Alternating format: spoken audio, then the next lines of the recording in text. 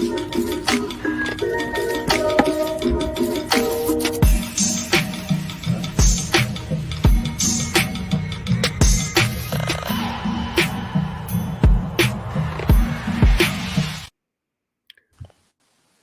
and gentlemen, boys and girls, it is not the Leafs Weekender. No. We have a friend with us tonight. It's Jim Biringer from Full Press Hockey. What's going on, my guy?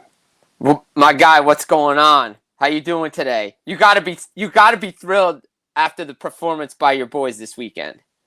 Very impressed by the Maple Leafs picking up 4 points and listening to the alternate fan bases cry about the fact the Maple Leafs played both teams on edges of back-to-backs, quick turnarounds, and I'm just saying, hey, guess what? The Leafs also get a week off when they come back to North America, so they get all the time in the world to rest up, heal up, and get things done.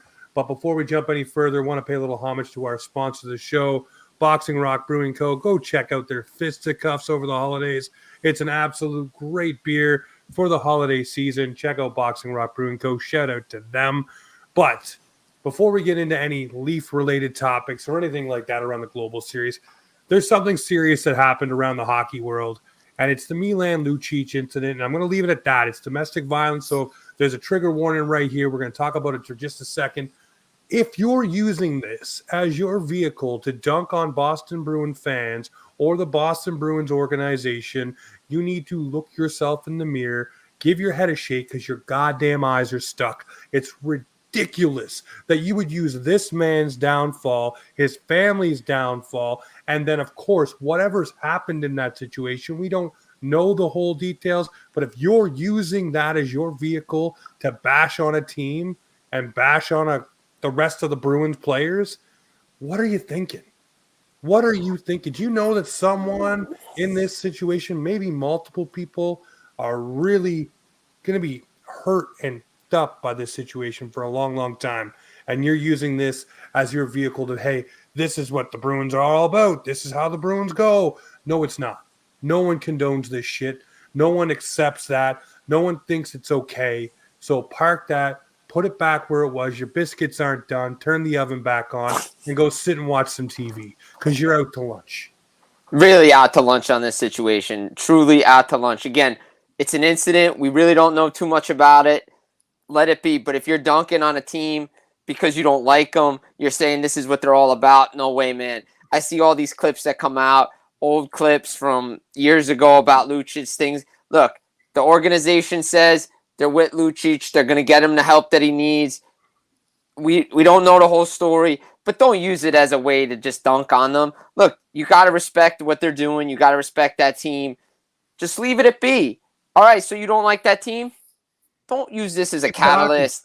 Just keep it to hockey. You don't like the hit that somebody did in a game? Okay, keep it to hockey. Don't bring this in here because I guarantee you somebody else in this world is going through the same thing, and that's not right. You can't do that. Leave it to the side. Go put it back in the kitchen, wherever you want to put it. Leave it there. But if you want to stick to hockey, you want to talk about the Bruins on the ice. Oh, you don't think McAvoy with the hit, this guy on this. All right, fine, we can have that discussion. But to say that paints the whole Bruins organization in that, let me tell you something. I've been around that organization. I know some people in that organization. That's not what they stand for. They're going to get this guy the help that he needs. And furthermore, if you are a person in a situation such as being detailed here, we're not going to go delving into it. But if you need help, reach out. Call someone. Start that phone call. Start that process. And start figuring out how to move yourself away from that situation. And it's never easy to do this, but we're going to pivot out of that one right there. And we're going to talk about the Global Series that just wrapped up in Sweden. My Maple Leafs winning both games, looking all right. Willie looking like the king he is. Throw the Trey Kroner on his head because that man has been triple kinged over there. But what did you think of the Global Series as a whole, the presentation, the way the NHL did it? I have one big beef, but we'll talk about the good first. What did you think of it? I loved it. I thought these games were great. I thought this was awesome. Get a little afternoon hockey on a Thursday, on a Friday. Late morning hockey on a Saturday. Real early morning hockey on a Sunday. But you know what? Look, all the teams had some ties to their home country. The boys, like Lucas Raymond, showed up for Detroit, getting a couple of goals. William Nylander, man, this guy was put out there by Toronto to do all this stuff for the Maple Leafs in Sweden. All this guy does is perform. I put it on my Twitter. I know some people like gave me some business saying, how can you say Nylander's the best player on the team? I'm like, bro, I watched him. I've watched a ton of Maple Leafs games. I've seen him live. He's the best player on the ice, and he did it again. I think he went home with 5 points. This guy's ridiculous. He's unbelievable. Hometown king. Minnesota played well. Detroit played well. And you want to talk about, you said it off the top. Oh, the Maple Leafs playing teams on back-to-back. You know, they had to work against Detroit to come back, right? I mean, Detroit was up 2-0 heading the third period. The Minnesota game wasn't a cakewalk. That went to overtime. So those teams were playing for something, too. They just didn't roll over because it's the Maple Leafs. And the presentation was really good. I love the player of the NHLPA Player Award after the game, Player of the Game Award. Just really good, really great presentation, seeing like Nicholas Lindstrom there, Börje Salming's son. Just all these greatest Swedish hockey players on hand, and I love the building that they were in. It was really good. I thought they did a really good job with this, and I expect more games down the line in Europe. Well, this was the 16th game played in Sweden so far by the NHL, so by and far the most games they've played anywhere in the world other than North America, of course. They played in London. Austin Matthews with the quip, it'd be nice to play at home, meaning Mexico City. How cool would that be? Try to figure that one out. You know, there'd be definitely a celebration there. I don't know how many players of Mexican heritage there are in the NHL outside of Austin Matthews that are well known right at this moment, but I bet you a lot of people brushing up right now on where they are on their 23andMe's and trying to put that on the map to say, hey, Austin, we're with you. Let's do this, because you know that will be a thing that leads to something. The only gripe I had about the Global Series is it was blacked out almost everywhere.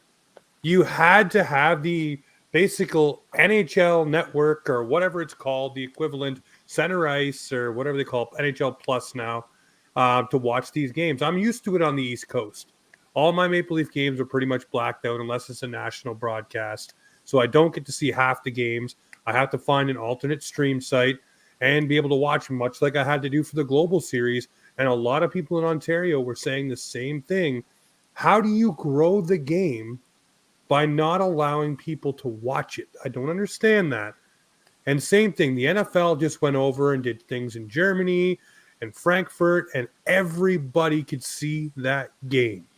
Heck, they even broadcast it as a kid's game with Toy Story characters, for crying out loud, for the young ones. So this seems like a very large missed opportunity for the NHL, who is promoting game growth and international footprint growth, by blocking it out and not allowing some markets not to view these games.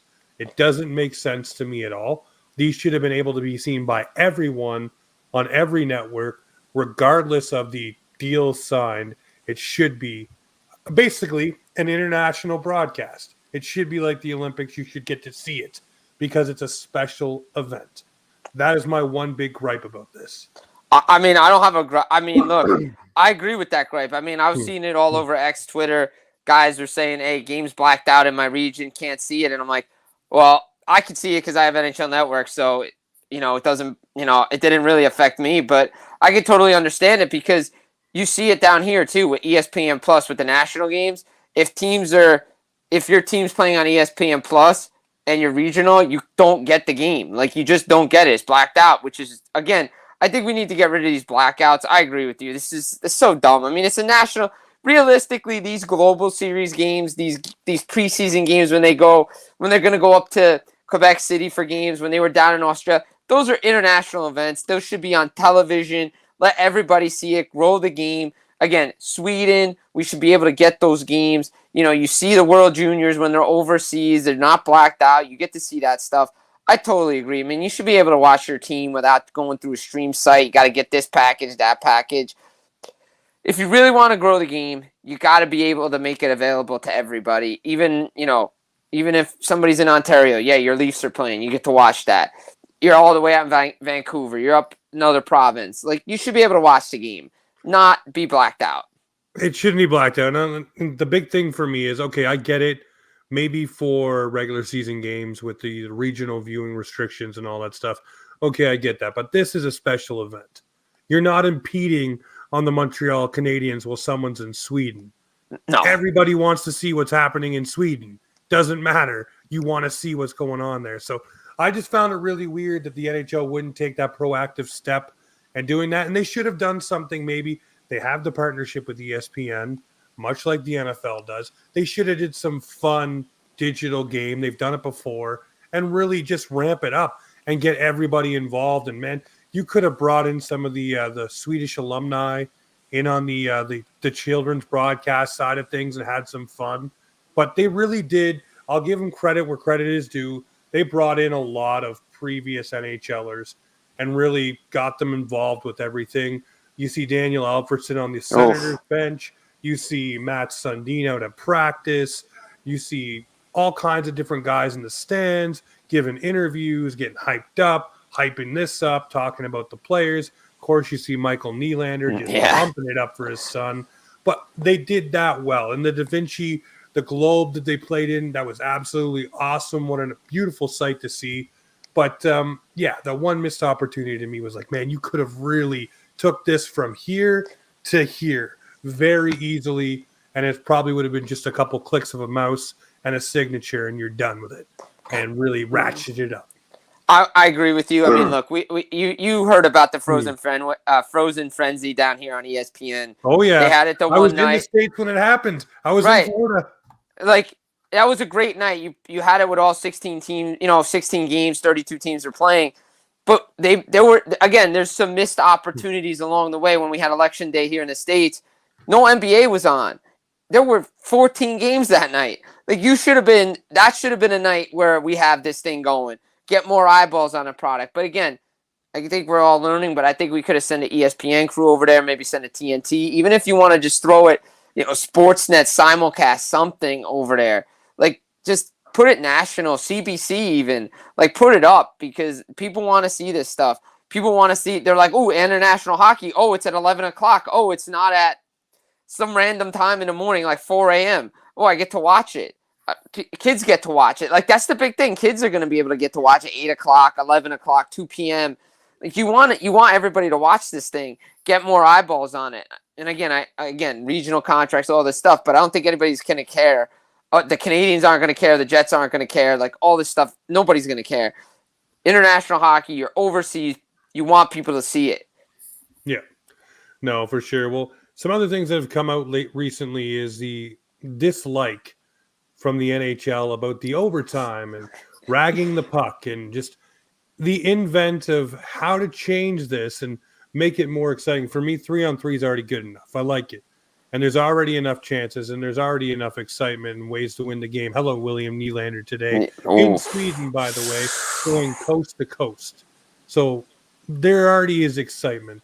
I understand the want for basically what's called the backcourt violation. So you can't skate back through zones and you have to keep the puck in a certain area. The side of it I don't like is the fact that they want to as well incorporate some sort of shot clock.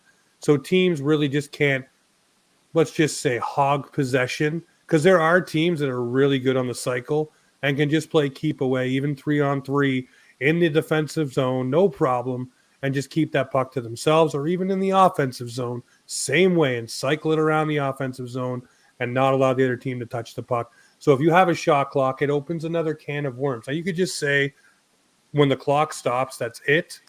But there's going to be teams and there's going to be pushback from GMs that are going to say, well, let's make it even more exciting, because how exciting would it be if a guy launches a shot just as the shot clock is about to end, like in basketball, and that puck, just like Kawhi Leonard did with the Raptors, is fluttering and all of a sudden it hits this, banks off that, and it goes in, and the shot clock is, and it still counts because the shot was released before the clock went to zero.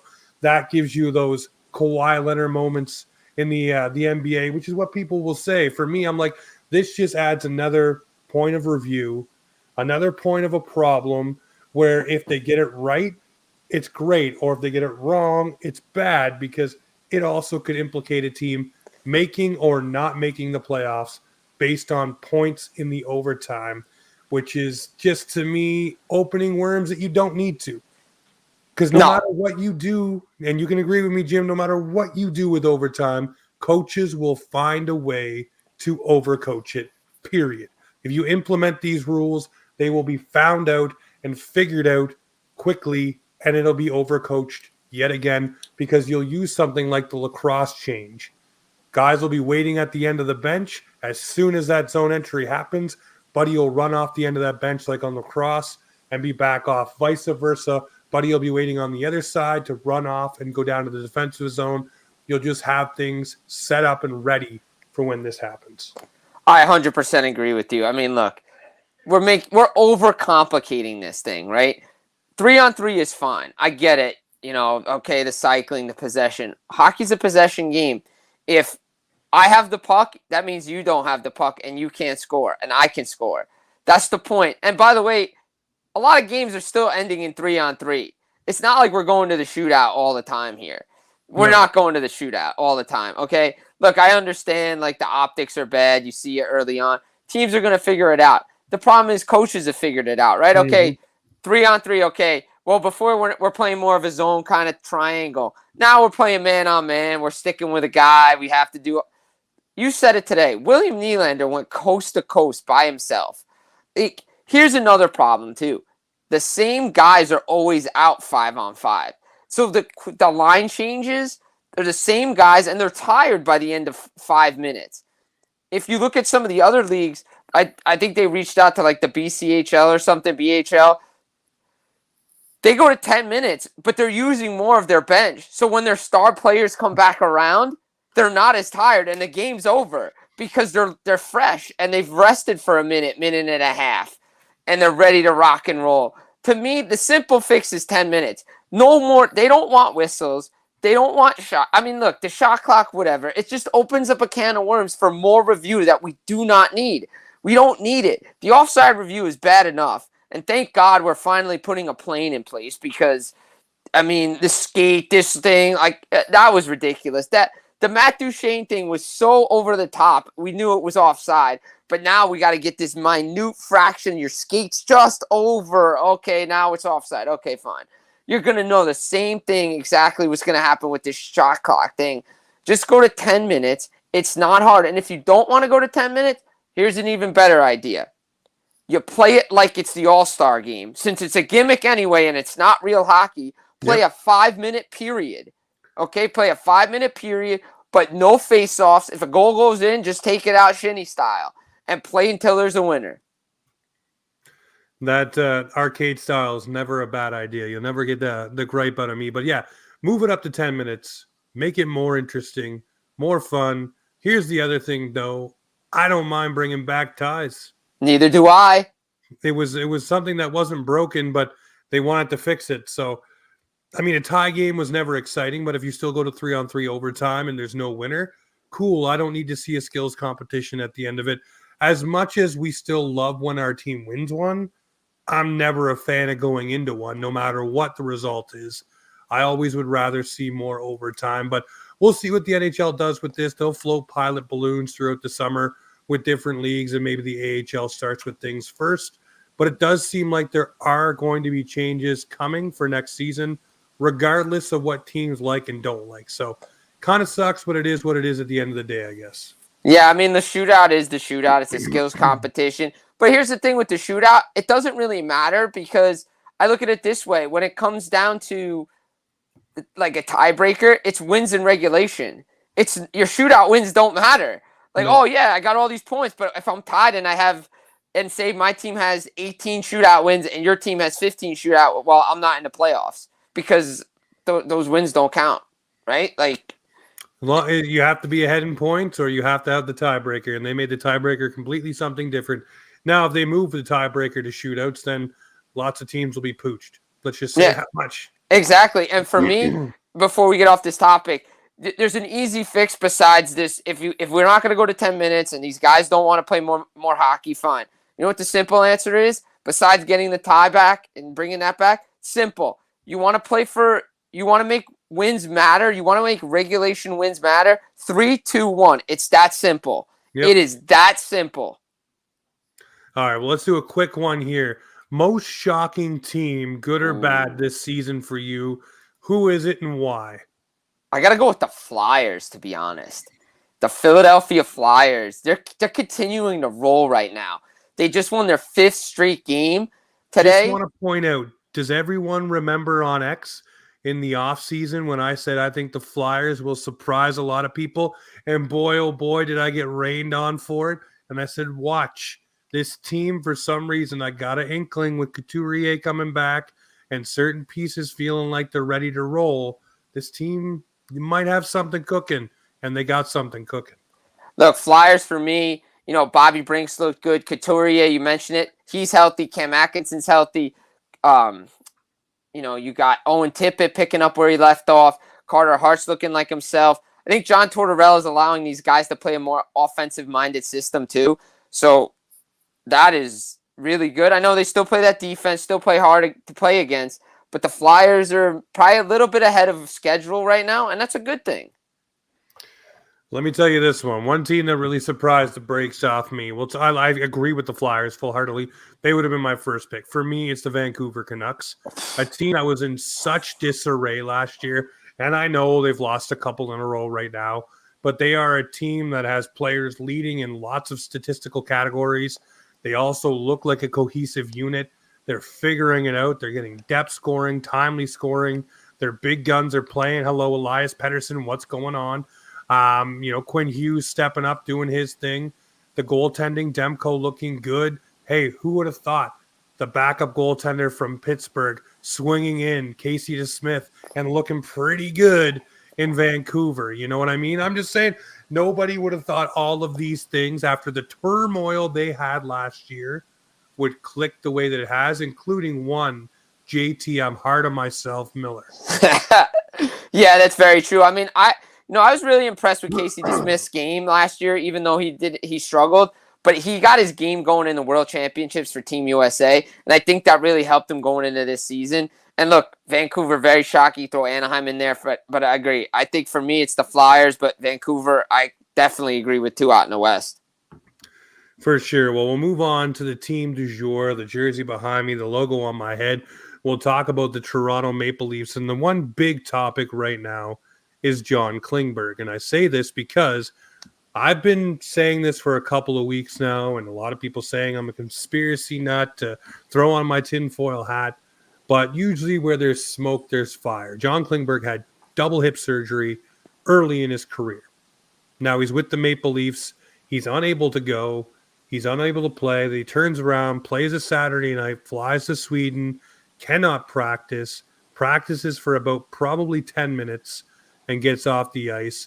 And the big thing to me that nobody was talking about was the fact he is home in Sweden and he's not going to be able to play a game. And everybody doesn't really raise a red flag with that. Excuse me, it's Sweden. It's once in a lifetime. He's there. He should play.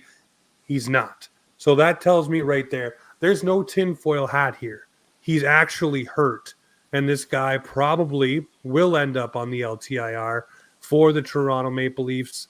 I know everybody's going to say, oh, great, look at them getting another $4.1 million in cap space because John Klingberg's now on the LTIR. Well, it sucks because we probably would rather have the good Dallas Stars, John Klingberg, on our squad and racking up some points with Mo Riley. But I think he's actually hurt, man. I think this guy actually is going to be on the LTIR, and it will allow the Leafs some flexibility to make some moves. But I don't know, man. I want to know your thoughts here. Is it just greasy moves by the Leafs, or is Klingberg actually hurt here?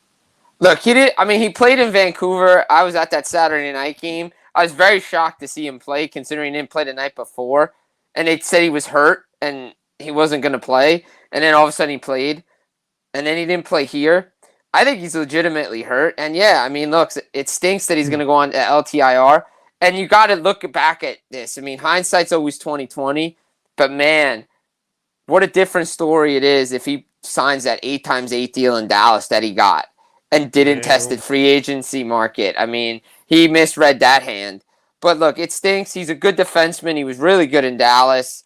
Unfortunately, he's not finding his game here. And if he's hurt, hey, look, the Maple Leafs got some cap space.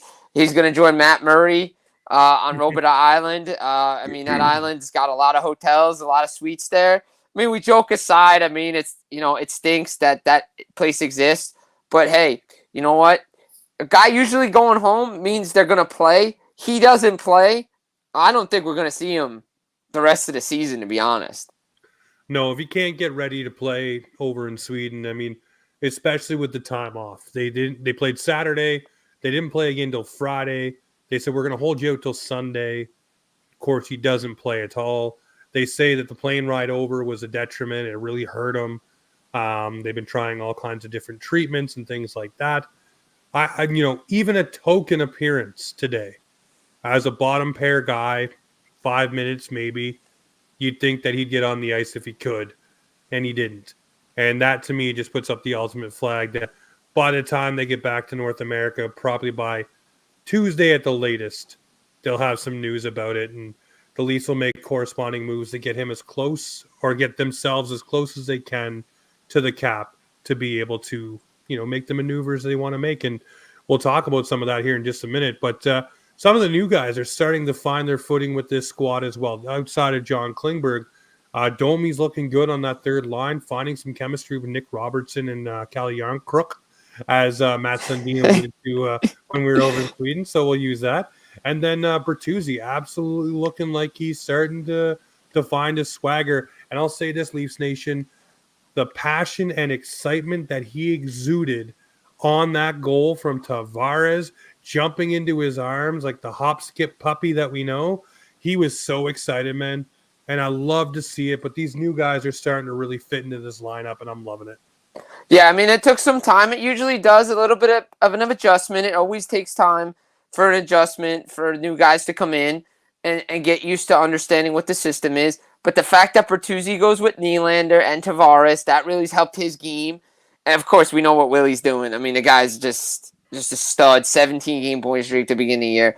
But the fact that you have Domi now clicking on that third line, he started to get going with Nyes in that Tampa game a couple of weeks ago. He started to get his game going, and he's getting feisty. I mean, he had an instigator and a fight in Vancouver. He's looking good right now. They're turning into the guys that everybody expected them to be. It just took a little bit. Okay, so what? It took 10, 15 games. That's okay. Hey, it happens. But I'm loving what they're bringing to this team. And then you got Nyes up on that top line with Matthews and Marner. That's beautiful chemistry, these guys, what they're doing. I'm loving these young guys. And I always was a fan of Bertuzzi, and I thought the signing was good. Yeah, it may not have worked out early on. They just got to find his role. And now that they've put him on that second line, you could say it's a first line too, because the way Nylander, Tavares are playing. Yeah, I think he's playing some of his best hockey right now since his days with Boston last year. Yeah, no, he's starting to roll. And there was a couple of teammates, and I forget who said it. They said it takes him about 20 games to get rolling. We're about at that mark now, and he's starting to leave his mark here on the Maple Leafs. And I know that Domi hasn't scored a goal yet other than in the shootout. Hello, shootout again. Yeah. But, he does have, 10 assists. He's not looking too shabby. He's set up Robertson. Järnkrok is looking good with him too. So I'm liking what I'm seeing. The returns now are starting to add up. Matthew Nyes, though, for me, I picked him as a dark horse for a Calder nomination. The reason why I did that is because I knew eventually he'd be up on one of the two top lines because he's a dog on the puck. He plays well on the boards. He's good at stripping guys, but he's also smart defensively. And I do think that will lead to more time on the penalty kill for the kid, which will give him more of an opportunity to really rank himself up the old Calder rankings. I know Connor Bedard's probably going to run away with it, but even still, if he can get his name on the ballot as one of the other two spots, it shows you got a pretty good young guy on your team, which for the Maple Leafs who need cost-effective, good forwards, what a steal, man. What a steal. Oh, I love Matthew Nyes. Saw him play last year at the Garden against the Rangers. That was Joseph Wall was playing there too. I just love those two kids. Those guys are unbelievable. Always want to keep my eye on them. And I gotta say, we talked about Klinberg. I mean, I was impressed with their fourth line. The Maple Leafs with Camp, Gregor, and Bobby McCann last week. Bobby McMahon. They played really well against Vancouver. The zone time, the goals, and that led to me saying, "Hey, maybe Ryan Reeves is never going to see this lineup again." The only way I think Ryan Reeves sees the lineup is that there's another team that packs a sort of heavyweight kind of guy who not only drops the mitts, but just is physical. And maybe they get him out there to spark him up to finally get him rolling. Because it feels like Wayne Simmons 2.0, because Simmons came in, was fired up the first few games, fought a couple times, got the wrist injury with the puck, and never was the same with the bravado on the ice. He would bark at guys, but there wouldn't be a whole lot of mixing it up. So now I'm thinking, hey, maybe Ryan Reeves just needs to get his spirit back and steal somebody's soul with a big fight, and he'll get himself rolling. Well, I mean, look what Giordano does. I mean, this guy, 40 years old, throwing the mitts down. Oh, man, we call him Gio the Eagle now, man. Every time he goes after somebody, he's like, ah! He's always jumping from the sky. I was joking with somebody. I said he's going to need those 17 minutes just to rest to get his breath back after that fight. But, Giordano's looked good. Dakota Joshua was like, 1 minute. Let's keep going. And then Gio just clocked him. Yeah, and he's like, yeah, we're done. Yeah, we're good. Yeah, we're good. Thanks, guys. Thanks for playing. Frank wins. Yeah, but very impressed with their D, very impressed with their forward group. Toronto starting to, early on you said, okay, let's see what this Sweden trip's all about for Toronto because, hey, we're lucky to be at the record that we were at. Now we're starting to see this Maple Leafs team, the team that everybody expected them to be at the beginning of the year. Yeah, well, they're in their last 6, they're 5-1, so they're starting to roll. They had a 4-game losing streak before that, so they've turned the corner in the right way here, and that's in big thanks to the goaltending. Samsonov and Woll both, Woll today letting up a couple of soft goals. It is what it is. You're in Sweden. What happens if you get back to North American soil? But Samsonov really turned his game around. Obviously, back-to-back games allowing only 2 goals, which is great for the Maple Leafs defense and the goaltending as a whole. But I've always liked Sonar's game. That's what I call him. For Samsonov, I say he's sonar because he's always tracking the puck well. But this season he started off a little rough, but he's starting to get a little rounded back to smooth edges for him. And then Joe Woll, obviously he's a young guy, so you got to take the good with the bad with him. He's going to have his ups and downs as he figures out the rigors of a full 82-game backup kind of schedule, which is, people say 1A, 1B. I say it's more 1 and 2. Woll will get the spot starts when Samsonov isn't rolling, but when Sammy is rolling, they'll be putting him in the net for sure. I agree with that. I mean, I think Samsonov's really turned things around. Look, some of his tracking, he may over-track a little bit, open up his, glove a little bit more, his shoulders. The net might be a little bit open more, but he's really compacted his game, kept the rebounds close to him, eating a lot of things. Woll has really looked good too. They were able to get some wins. Look, it's more, everybody blames goaltending. Hey, got to stop this one, got to stop that one. But sometimes the defenseman's got to move the guy out of the way too. Easy rebound goals. Goalies are expecting your D to do some things. But I liked what Samsonov's done. He's more controlled now. And you want that. You need Samsonov to take off because you went through arbitration. You gave him that deal. You need him to take off because he's still really proving himself because he had split time with Vanacek down in Washington. But yep. I think he was the guy. You signed him for a reason. You want him to be that guy. Joel Woll, you want to develop more and to be that guy later on. Yeah, well, I think they got another guy, too, that they want to be with Joel Woll once Sammy moves on, and that's Dennis Hildeby, the Hildebeest, who's really starting to turn it on in the minors. So we'll see what happens there. But, yeah, no, I fully agree with you. You definitely need Sammy to turn up the heat, turn it on, keep rolling, and have Joel Woll come in and just give Sammy those nights off that he needs, and we'll see what happens for there. But the one thing I want to see what happens. Now, there's been so much about this. Apparently, the deal is already done. Apparently, this has already happened, and we just need the Leafs to get back home before they can basically consummate the deal, and that is Tanev, and that is Zadorov from the Calgary Flames. Apparently, they're already Maple Leafs, and we just don't know it yet. And I thought it was funny listening to 32 Thoughts, the podcast. They had Tanev on, and before they had him on, Elliot Friedman said, we wanted to get this interview out before he wasn't a Flame anymore. And I'm like, what are you even saying right now? Like, there is no deal done. So why is everyone rushing to this conclusion that the Leafs have already magically got Tanev and Zadorov on their team, and it's just waiting for them to get back, and Calgary can't wait to just give these players to the Maple Leafs? I'm I'm of the belief something will happen. Brad Treliving does want to address his blue line. He does want to add to it. But let's not count out guys like Simone Benoit and Lagesson, who've really looked good on the back end for the Maple Leafs as young, cheap talent that really costs you nothing but a roster spot and a league minimum contract that you don't have to pay anyone to retain on. They're your guys. So I don't understand the rush to this, for one. And for two, I don't know why Calgary would rush either. When you get closer to trade deadline, teams pony up a lot more.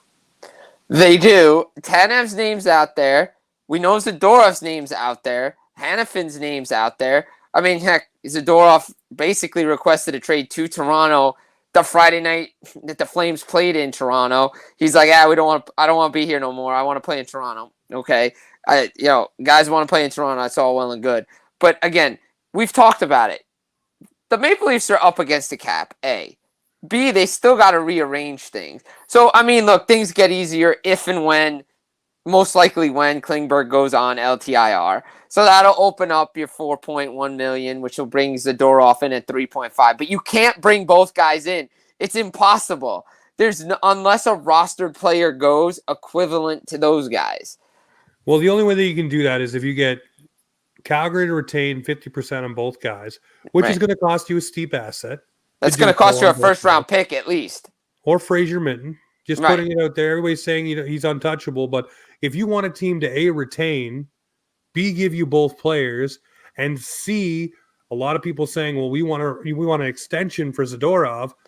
All three of those things cost assets for you to allow A, to get the retention, B, to get the player, and C, the rights before the trade happen to negotiate a new deal. Yes, and that's a lot to ask. And I don't know if Brad Treliving really wants to do that. And oh, by the way, before we even talk about Zadorov getting an extension, William Nylander still needs his extension. So I think William Nylander's a priority over defensemen right now. And I know they need to address it. But like you said, you have this homegrown talent. Do you want to mess with the room? You got to find the right pieces to come in there. That's what we've seen the Bruins do. Hey, we acquire this guy. Well, this guy works out, so we're going to extend him. Oh, but this guy doesn't work out, so we're not going to extend him. Yep. I think they're rolling right now. And I said it last year.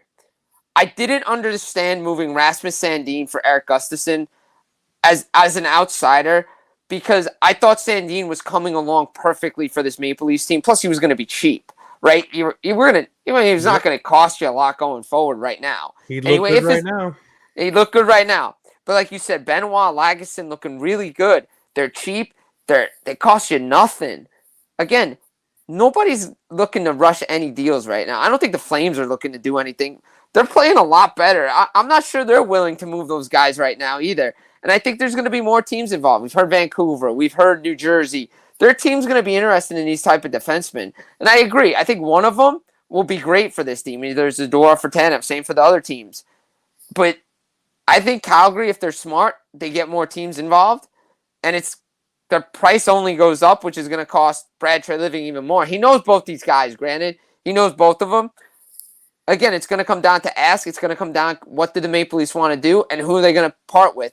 And is a guy like, I'm just throwing his name out there, Nick Robertson, is he a guy that goes on here? I know he's starting to turn it around, but is he a guy part of this package? I look at a guy like Nick Robertson and say, finally he's popping. But a lot of people would say, well, finally he's popping, getting him out the door while he's healthy is probably the smart thing to do. I say yet again, if you have a guy who can play sheltered minutes on a third line with Domi and Yarncrook and really cook when you've been looking for depth scoring, you talk about messing with the room, messing with the chemistry, now who goes and plays in that spot? Now who has that speed and the skill to play with Domi? Then you're messing with that. Does Domi fall off again? Do you have to play a revolving door to figure out what works there? And then do you have to go into the trade market and try to find someone who's probably going to be more expensive than the $8.95 you were paying Nick Robertson? I'm always a big, what you're sending out, you better have something already in your system or coming back equivalent to play there. And a lot of people say, well, he doesn't bring that much. Go watch Nick Robertson's skill set. For that third line, yes, he does. And for the amount of time he's been in the lineup, he's starting to find his footing, and he's starting to cook, especially with Domi. Let it be. Let it be. The Maple Leafs are always known lately at the trade deadline to make some moves. Wait until maybe January. See where you're at. Address your needs at that point. But if Lagesson still keeps stepping up and Benoit's physical and you have Timmins coming back and Liljegren coming back, you have a plethora of defense all of a sudden and you want to add more to it. It doesn't make a lot of damn sense at the moment because now you're not hurting. The bleeding seems to have stopped with Klingberg out of the lineup. I agree with that. I think they did too many moves last year at the trade deadline. Granted, Dubas was for his job. He was doing, but I think he did too many, and it messed with that chemistry. And they didn't really have a lot of time to like figure out where everybody was. If he made all those moves in like January, at least you have the rest of the regular season to figure out where guys are playing. But at the trade deadline, till the end of the regular season, it was a mess. And then Ryan O'Reilly's out of the lineup. It was too convoluted. Like you said, sometimes your best acquisitions are your own when they come back from injury, i.e. what the Devils are seeing with Colin Miller. Everybody's talking about their defense. Well, Colin Miller solidified that defense right now. They've made him better. You get Liljegren and Timmins back. Now let's see what this defense is looking like. By the way, do you remember when there was a certain Connor leading the preseason in scoring and it wasn't needed? It was Timmins. So I'd like to see what he can come out. The Leafs are talking about needing a defenseman who can have that breakout pass, have that zone exit ability. Well, hello, there's a guy right there that was doing that all preseason. Let's see him get back in the lineup and be able to do those things. And maybe, again, like you just said, maybe the homegrown stuff is better than the imported stuff. Yeah, I think so. And I wouldn't trade Nick Robertson right now. I know he might be, his value's high. I wouldn't do it. The chemistry and the room is too important. You saw it last year at the deadline. You've seen it again this year. Guys are starting to play well. They're starting to build. I tell everybody, I go to the Devils.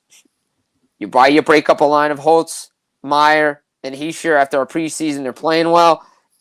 Don't get me wrong. You try to overcoach. You try to overanalyze. I wouldn't touch that offense right now. I wouldn't really do anything if I'm Toronto. Wait and see until my guys come back, and then let's look. Maybe a piece here and there, but nothing over the top. No, I'd say nothing crazy. Well, Jim, I want to thank you very much. We've been trying to get this one in for a little while. We finally got her in, and I know there'll be more throughout the season. We'll get you on. We'll talk some more Leafs and Devils when they play each other. But tell everybody where they can find your work, where they can find everything. Yeah, guys, check me out. X, formerly known as Twitter, at Jim Biringer. Get me on there, JimBiringer, at Full Press NHL, fullpresshockey.com, NHLrumors.com as well. I got some stuff up there. Get me at Full Press Hockey Podcast, Final Word on Hockey Podcast, on LinkedIn, Jim Biringer. I'm everywhere, like Jersey Jim 33 on Instagram, Nightcap Recap Instagram. So I'm everywhere. But guys, James, it's been a pleasure here to be on Offside Hockey Talk. Love doing this stuff. And Toronto Maple Leafs fans, you should be happy with the way William Nylander's playing. Hey, listen, we'll end the show with this one. Pay the damn man and get it done, Trey. Pay the man, because I'm going to tell you right now, if he walks for nothing, you're regretting it. You cannot afford to lose him. No, you can't afford to lose him. Look at the Calgary Flames and Johnny Gaudreau. Something you don't want to see happen. But Leafs Nation, you know what it is around here. This is Offside Hockey Talk, where the Maple Leafs and hockey come to talk.